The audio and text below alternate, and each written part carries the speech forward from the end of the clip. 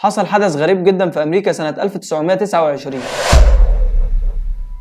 بداية الحدث إن كان في شخص اسمه بيرنس. الراجل ده سمع كلام لعالم نفسي في السلوك البشري، كان بيقول إن المنتجات الأكثر شراء للستات في الوقت ده المنتجات اللي بتبرز حرية المرأة. وبدأ بيرنس فعلا يستغل المشكلة النفسية دي عند الستات عشان يزود مبيعات شركات التدخين. بدل ما هي مقتصرة على الرجالة بس، نعمل حاجة صغيرة كده للستات تحت مسمى حرية المرأة، وهو كله بيتراضى، هم ياخدوا إحساس بالحرية وإحنا نكسب. وبدأ فعلا يسوق لفكرته قبل عيد الفصح، وخلى السكرتيرة بتاعته تكتب أكتر من 30 تلغراف لبنات كانوا ساعتها من علية القوم في نيويورك، بتتكلم بقى في التلغراف عن أهمية حرية المرأة وعلاقتها بالتدخين والكلام الحمضاني اللي احنا عارفينه. واللي مرتب له حصل، والبنات حضروا الحفلة وهم بيشربوا سجاير. من بعدها الصحف والجرايد ما بطلتش، والمبيعات ارتفعت جدا في شركات التدخين، وكل ده كان بسبب انه استغل مشكلة نفسية موجودة عند الستات وقتها. الموضوع حاليا بيتشكل بأشكال كتيرة قوي، والفكرة زي ما هي ثابتة. عندك مثلا الراجل اللي رافعهم يقول لك معادي مراتي تلبس زي ما هي عايزة او تصاحب براحتها، انا يا عم واثق من نفسي، سيبك منه دلوقتي هو خروف واحنا عارفين. المشكله انه بيبرز ده على اساس انه حق من حقوق المراه فعلا، وده اللي بياخده بعض الناس اللي المفروض قدوه وعندهم جماهيريه كبيره، ويبداوا يسوقوا على التلفزيون وعلى السوشيال ميديا وان هي دي حريه المراه اللي بجد. تيجي تكلم واحده سامعه لها حلقتين لرضوى الشربيني تقول لك براحتي ده حريه شخصيه. طب البسي عدل تقول لك براحتي غض بصرك انت. ما خلاص يا باشا حجتها بقت معاها، ولو عرضت يبقى انت كده بتقف قدام حق من حقوقها وبس كده.